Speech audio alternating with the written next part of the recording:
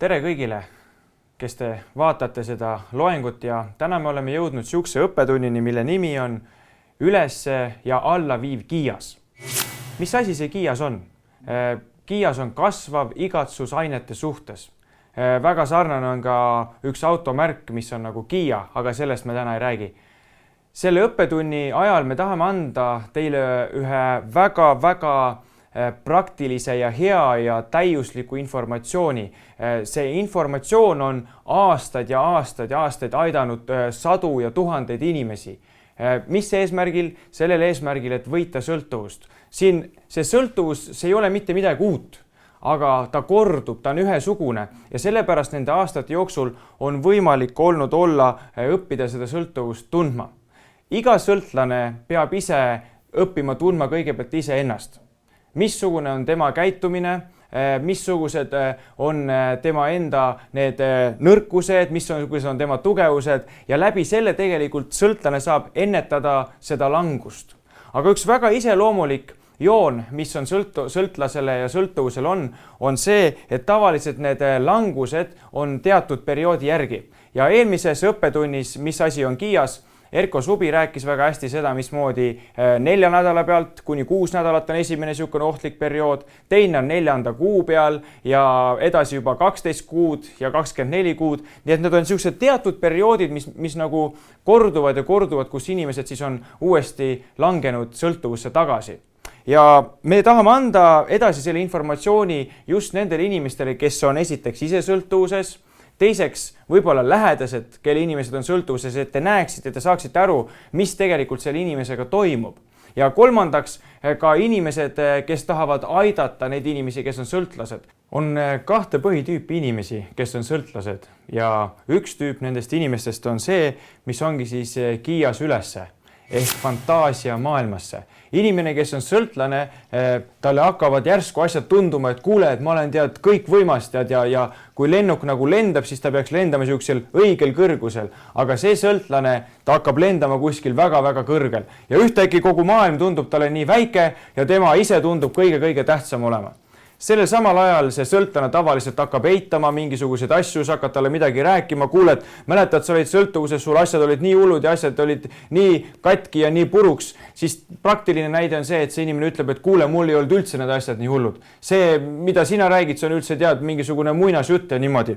Ja mida see kiias ülesse tegelikult teeb, see on see, et see pimestab lihtsalt selle inimese ära.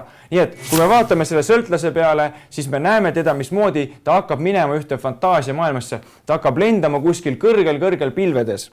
Veel väga niisugune iseloomustav sellele kiias ülessele on see, et inimene hakkab ühtepidi mõtlema. Ehk ta hakkab teistes inimestes nägema probleeme, ta hakkab õigustama oma käitumist, talle tekib niisugune enese õigsus. Nii et kui sa täna kuuled seda, kui sa oled sõltlane või sinu lähedase sõltlased, siis samal ajal lihtsalt nagu analüseeri, mõtle nende asjade peale, kes on sinu lähedased, mismoodi see saaks teda puudutada või sa oled näinud temast seda käitumist. Minul on väga hea näide sellest, kui mina olin programmis ja mina olen ka pigem kiias ülesse minev mees ja ma mäletan üks hetk oli üks kaamera mul silme ees, ma andsin oma tunnistuse ja 2 päeva pärast oli Eesti Päevalehes suur artikkel niimoodi, et minu nägu oli 2 lehe peal. Ja muidugi, mis ma siis mõtlesin, tead, ma olen maailma kuulsam, tead, Eestimaa kõige kuulsam, tead, narkomaan ja ma lendasin kuskile kõrgele, tead, pilvedesse nii-öelda ära. Mis minuga juhtus, oli see, et ma läksin see kiias ülesse ja see võib lõppeda väga-väga ohtlikult. Õnneks mul olid minu sõbrad kõrval, kes näitasid ja tõmbasid maa peale mind tagasi, ütlesid, kuule Raimo, sa oled täpselt samasugune nagu meie. Aga mina mõtlesin, et tead, et kõik te olete tead tühised ja mõttetud, tead, mina olen nüüd see kõige vägevam ja kõige kõvem mees. Nii et sõltlasele iseloomulik on ka see, et talle tekib niisugune liigne enesekindlus. Kui sa küsid tema käest, et kuule, sa näed, et ta läheb nagu uhkeks ja niimoodi ja tegelikult mis juhtub, et ta lähebki see kiias ülesse, siis küsid tema käest, kuule, mis sa arvad, kas sa saad sellega hakkama? Ma olen täiesti 100% kindel. Elu lõpuni, ma ei joo mitte midagi ja kõik asjad. Temasse tekib niisugune liigne enesekindlus. Tavaliselt mina ütlen alati, et sellel inimesel, kes oskab nagu õieti hinnata neid riske ja asju, on suurem võimalus jääda püsima kui see, kes on liigne enesekindel. teinekord ma vaatan, kui meil on ka lõpetamine, üks on tead nii kindel oma tead asjast, tead igasugused plaanid ja sammud ja teine, kes lõpetab, noh, kahju öelda niimoodi, aga mõtlen, ei tea, kui tema nüüd lõpetab, kas tema tõesti püsima jääb ja mis see reaalsus on? Reaalsus on see, et see inimene, kes nii kindel ja tugev oli, tema seal juba võib-olla nädala aja pärast hakkab midagi tarvitama, aga see, kes nii-öelda tundus, et tead, kas ta üldse midagi nagu sai aru ja kas ta üldse nagu muutis ja kõik asjad, läheb aasta ja läheb 2 ja läheb 3 ja muudkui püsib ja on kaine. Miks see on? See on see, et me oleme ise ennast õppinud tundma. Me oleme, kuidas öelda siis, nagu kained ja reaalselt selle sõltuvuse kohta, kes me oleme. Veel, mis iseloomustab seda inimest, kes läheb sinna kiias ülesse, on vaenulikkus. Ehk tal tekib siukene sisemine siukene mäss ja ta peab ennast teistest paremaks ja ta ühtepidi ka vaenulik, võib-olla ka tead riigi korra vastu, võib-olla käib seal, ma ei tea, kuskil mingisugust protesti tegemas salaja asju. Nii et tema sisse tekib siukene vaen, siukene mäss, võib-olla mingisuguste reeglite kohta, võib-olla Eesti riigi kohta. Järgmisena, mis veel on kiias ülesse peale näitab, on see, et inimene on ärritatavus. Sa lähed midagi temalt küsima, ta kohe, tead, mis asju tead, kao minema ja niimoodi. See on kõik ühed märgid ja üks ennetus sellest, et tegelikult inimene võib langeda tagasi sõltuvusse. Ja kui me õpime ise ennast tundma, et näiteks mul on probleemi selle ärritatavusega ja ma tean näiteks, et kuule, nüüd ma hakkasin kogu aeg kõik asjad hakkavad mind närvi ajama ja mind ärritama, siis ma tean seda, et ma pean selle asjaga tegelema. Miks? Sellepärast, et see kunagi see alkohol ega narkootikumid, keegi ei pane sulle seda vägisi suhu või tead, et nüüd joo ennast täis, aga see tuleb ühe otsuste ja asjade nagu siukene dominoefekt, mis läheb. Nii et see tuleb nagu eos juba maha niita. Järgmisena, mis on see kiias ülesse, kui inimene lendab kuskile fantaasia maailmasse, on see, et ta unustab ära Jumala. Ehk ta mõtleb, et tema ise on see kõige targem. Ta unustab ära selle, mismoodi ta tuli näiteks lootuse külla, mismoodi ta oli oma elu ära hävitanud. Ta peab ise ennast kõige kõrgemaks. Liigne aktiivsus. Inimene tead ei suuda rahulikult olla. Tal on kogu aeg vaja midagi teha. Tema töögraafikud, asjad, ta pingutab üle enda asjadega ja kui inimene nagu kaldub sellele, et ta on liigse aktiivsusega, siis samamoodi eeldada seda, et inimene langeb, ta saab seda asja ennetada. Ta saab seda asja ennetada, ta ei pea langema, aga kui ta õppinud iseennast tundma, et kui mul see liigne aktiivsus tuleb, see tähendab seda, et ma pean hoo maha võtma ja ma pean iseenda kallal tegelema. Kannatamatus samamoodi, inimesed tahavad midagi saada kohe ja ruttu. See on kõik see, mismoodi tegelikult inimene läheb sinna kasvavasse igatsusainete suhtes, ehk sõltlane on siukses eluperioodis, kus ta peab enda kallal tööd tegema. Mässumeelsus, sellest me juba rääkisime.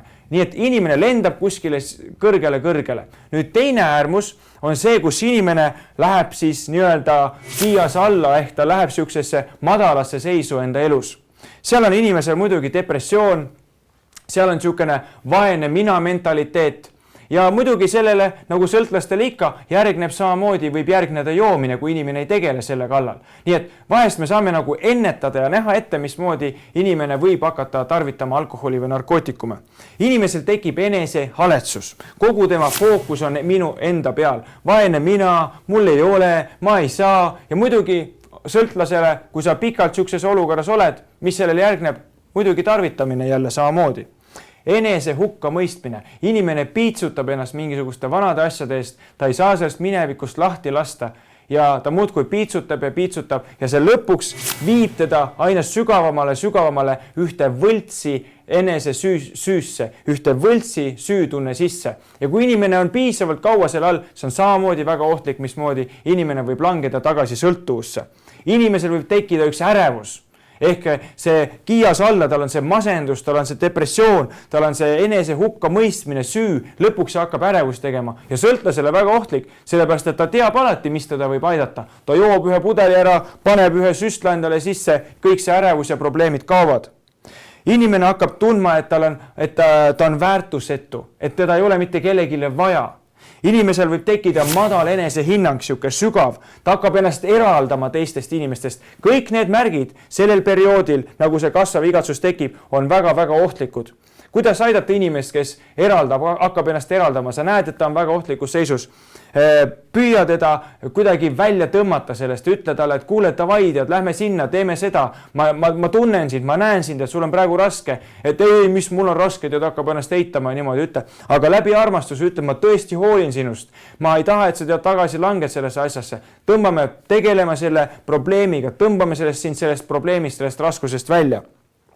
Süüme piinades vaevlemine. See on midagi, mis oli ka minu elus, ma mäletan peale programmi. Ma tohutu süüdistasin endas mingisuguses rasketes draamades, sõprade surmades, asjades, et miks ma nendele ei rääkinud, miks ma neid ei aidanud, miks ma neid ei toetanud. Ma piitsutasin ise ennast.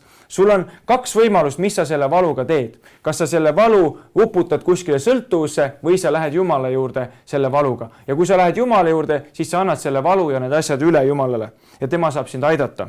Ja tekibki siis see depressioon ja kurnatus ja väsimus, siukene lootusetus ja muidugi ka Jumala unustamine.